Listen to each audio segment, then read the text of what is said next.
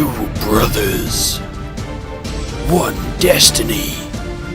Gordon the Gamer and Deathwolf are GCB Gaming.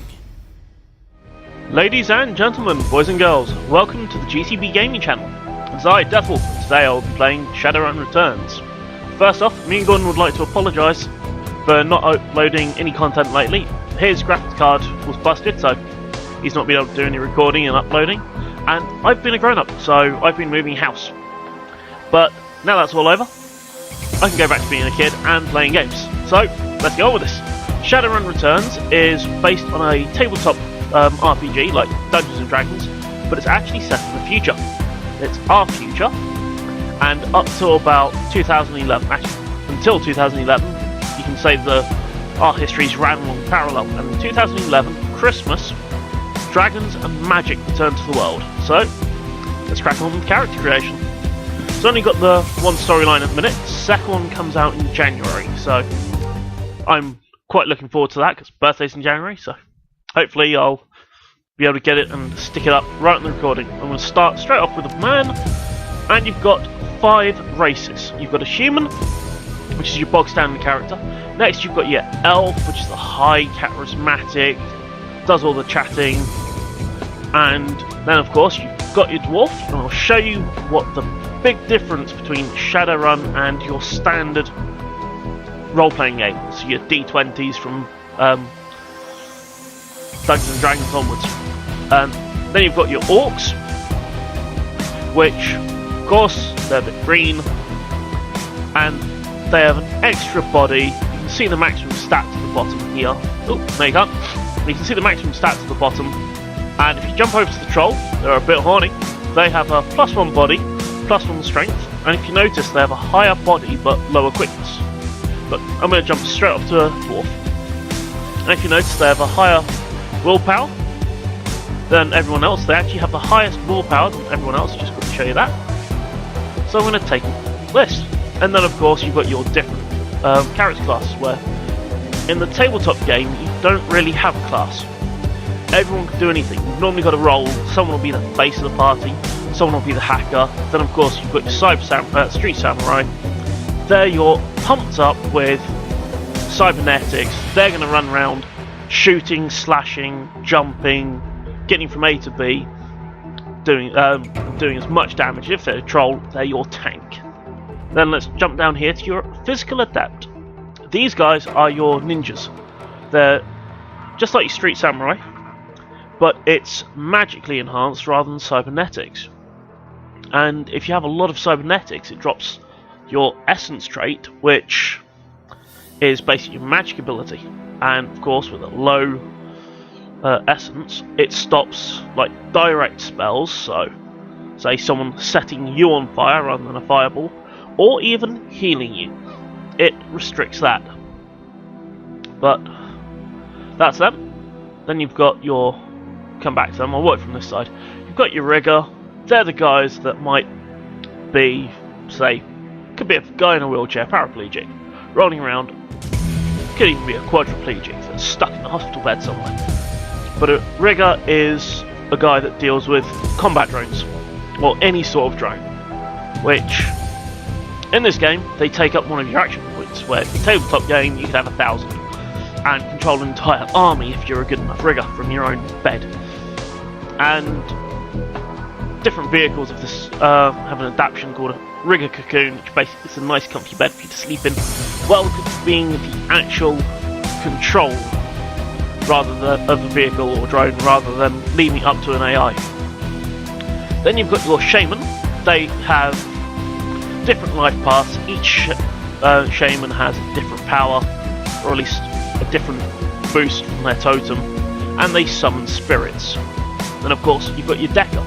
These are your typical hackers. They'll sit there running around hacking away, and when I played the tabletop game first, I was a dwarven hacker, so I had a sniper, a desert eagle basically, sorry, Magnum 44, like Clint Eastwood has in Dirty Harry, and I'd sit back, I'd shoot. I did have a couple of drones, so I'd use them as air support or scouting ahead. And then of course you've got your mages, which everyone knows what mage is. They run around firing fireballs. If you're used to your tabletop games like Dungeons and Dragons or most RPGs, you know dwarves are not a good mage, but their key attribute is willpower, their key skill is spellcasting. And as you can see, I'm going to play a dwarf. Let's flick through. I'm going to pick him. He's got purple hair. And the difference to Dungeons and Dragons style magic casting is that's done through actions and words. In Shadowrun, magic's all from the mind. So you can get away with not doing any, well, with no one realising you're a mage. So, karma is your experience, where in the tabletop game you've got your build points. When making a character, you've got 400 build points, where when you're playing the game, it's called running, you're boosting up everything with karma like you are here. And each tiny little square has its point. Points values are at the bottom of the square, and that's roughly how it works in the tabletop game as well. So, as I'm a mage, I'm going to jump straight to Wisdom, and I'm going to instantly boost up my spellcasting, which means it'll show up ley lines. They give me boosts to my attacks, or my magic spells. And I'm going to save that to Karma. Luckily it rolls over. And yep, ignore that. Now you've got different etiquettes. These basically give you, in the game, different options for chats. So it's like some games, if you boost to high charisma, you'll have different different dialogues. Where in this you have different etiquettes. Where yes, if you boost your karma, you get charisma, you will have different etiquettes and you'll have more to use. But just for a giggle, I'm going to take Shadowrun. When I played this when I played this by myself, I took security just to see what it'd do. So let's do this. I will be Deathwolf669, as you all know me. A loading screen. Down and out. As you can see, I'm starting in my apartment, and it's 3 in the morning, and I'm getting up. Don't like this. It's 3 in the morning. Loading.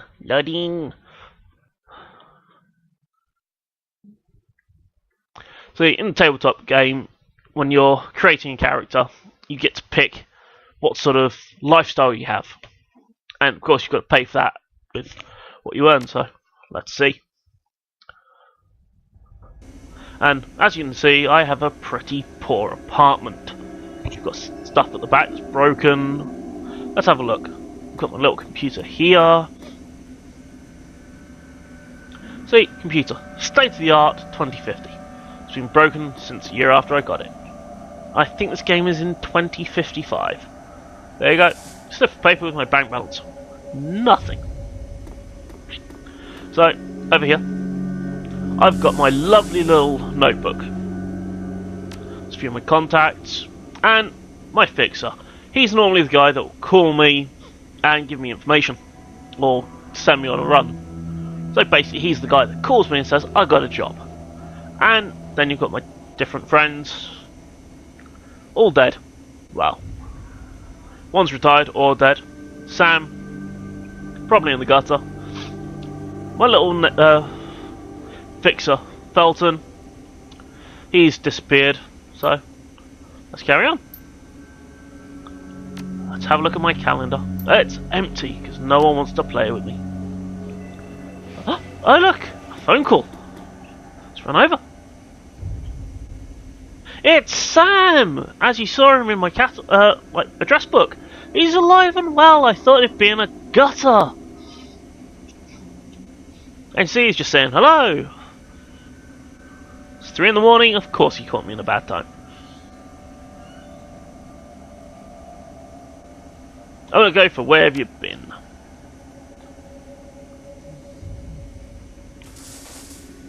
He's not really here? What? Oh, he's dead. I've got to go and update my contacts list. So let's bounce along.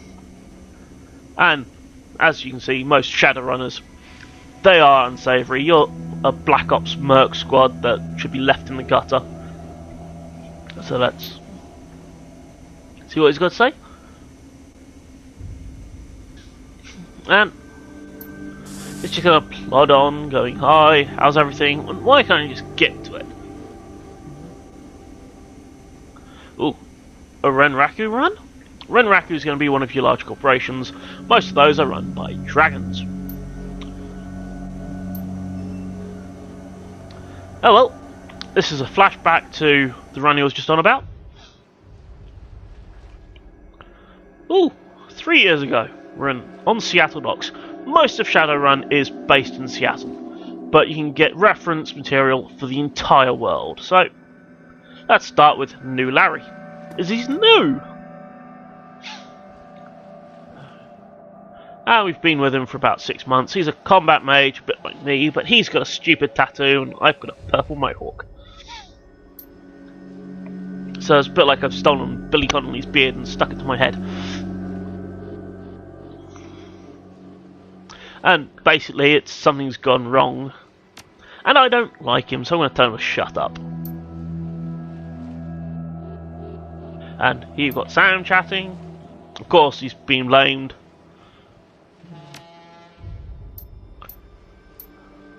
Let's just quickly jump through. Basically, Sam was blamed for being drunk on the job, which, let's face it, it's Sam, he probably was.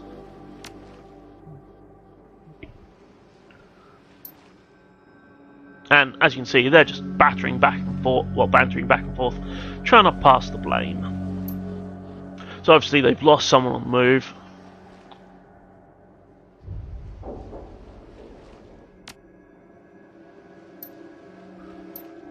And here you go, we've got incoming. I should have spoken to the little troll woman first.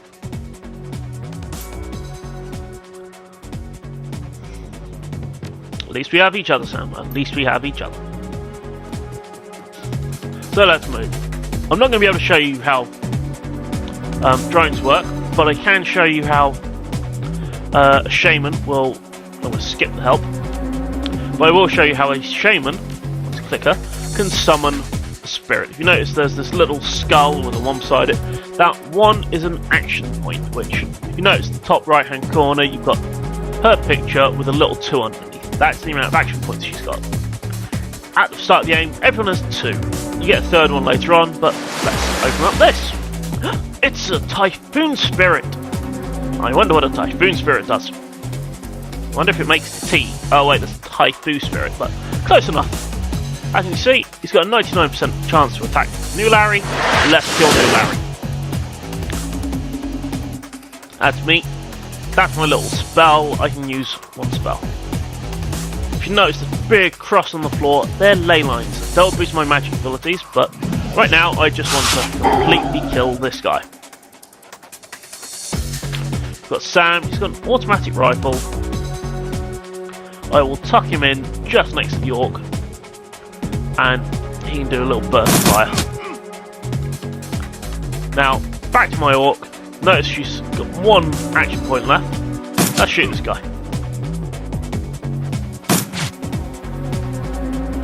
Actually, given the size of her, she's a troll, isn't she? There you go. Everyone takes some action. Even the enemies have 2 action points. Ah! I've been knocked out. That's fine. Let's all shoot Larry, just because he's annoying.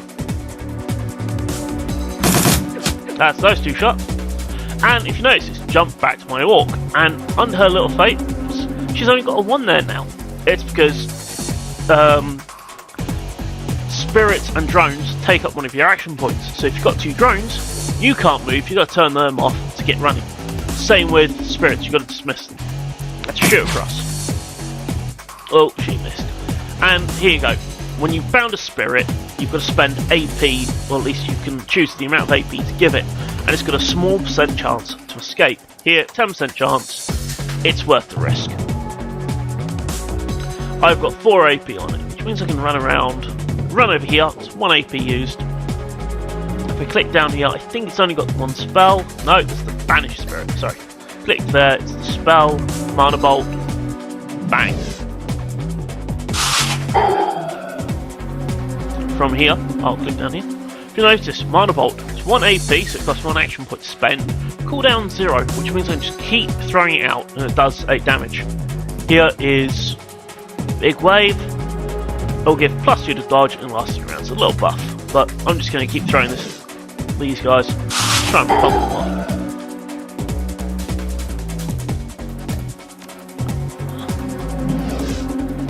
I misclicked that one, but never mind.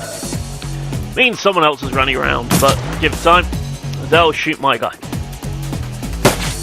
And, of course, you've got lots of different types of spirits.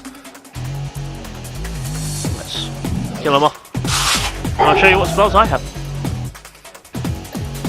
I have healing, which I'm going to use because that hurt. The problem is it'll only heal my last wound, so let's quickly fix myself up. Now jumping onto Sam with his assault rifle. Fire across. That is useful. Yay! Killed him! Since I've already played this, I know what's coming next, so I'm going to run her over there. I'm going to run this guy. As you can see, his escape chance jumped up to 21%, given 4 AP, which I'm actually going to do. So I want him to run all the way over here. If you notice, there's a little hand symbol here, and if you click that, you run across the entire map, and he'll collect whatever item is there. That's if he gets there. Ooh, picked up an item. It's a basic medkit. As you can see, 2 new guys have just run in. Looks like a troll and an elf. But I'm going to run my guy all the way over here so he can hide. Not because he's wimpy, but because it's sensible. I also have Mana Bolt, so if you look here, me casting it actually costs 2. It has a cooldown of 2. AP still 1, still the same amount of damage. Throw it over. Bang!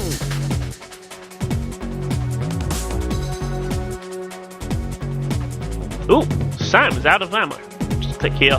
He uses up one of your action points, which is annoying, but you think you'd do it in 3 turns, but hey. Let's quickly kill him off. Ooh, 3 enemies. Which means, where are the other 2 coming in? Here they are. 35% chance. I'm still going to risk it. Let's run him out.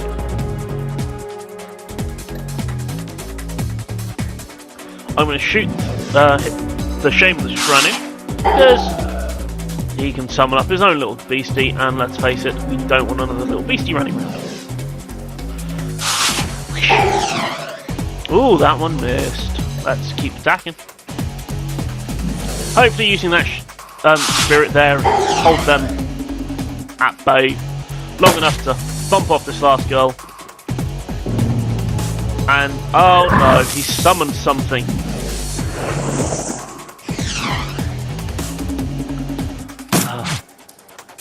What a shame. Well, I'm gonna try and use... Oh, I can't use my little magic spell. But what I will do is use my little magic weapon, fire it across. In the tabletop game, when using any sort of magic, you have...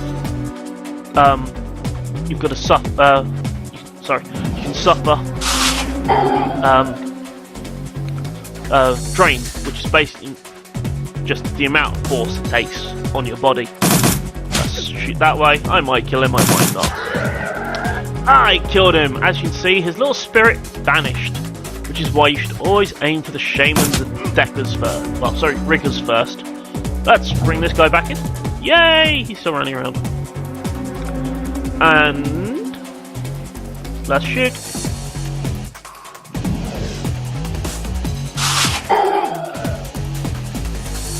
I'm just going to keep spamming this guy with magic.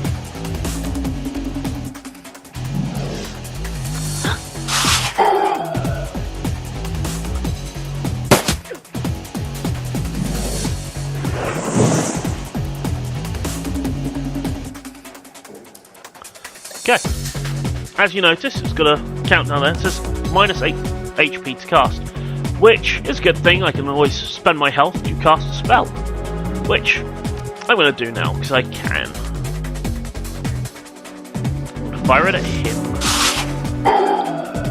He was stood on the ley lines, which obviously was giving him a boost, so let's kill her off. And there you go, that is the basics of combat in Shadowrun. Here you go, she's like, just trying to see if everyone's okay. He's like, wow, can't believe that happened. Wow, he doesn't look good. But then, Sam, he never does. Especially from the last phone call, he was dead. And here you've got the options, doesn't matter what you pick. I'm going to pick safe house out of town. Run away.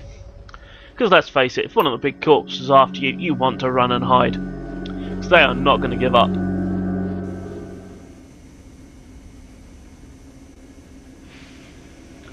And there you go. Sam obviously passed on. Let's try and shake off this memory and move it on.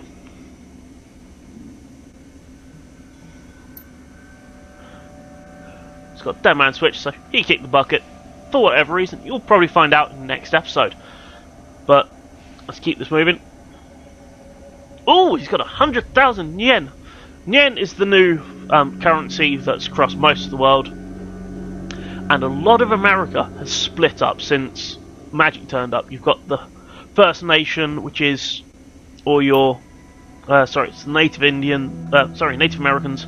They formed their own their own country.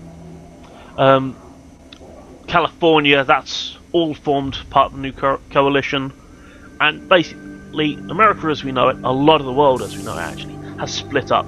England itself is now a quite strong magical haven. It's full of elves, and it's basically become the homeland of the elves. And at one point, through the back history of Shadowrun, King Arthur supposedly appeared, did his bit, and the island he was supposedly buried on appears, and eventually, after doing his thing, everything disappears again. So, let's see what's going on. Let's get back to the game. And there you go. 100,000 yen buys lots of drinks. No. I'm not that sort of player. Let's get to the bottom of this. So, rest in peace, Sam. I'll see you in Seattle.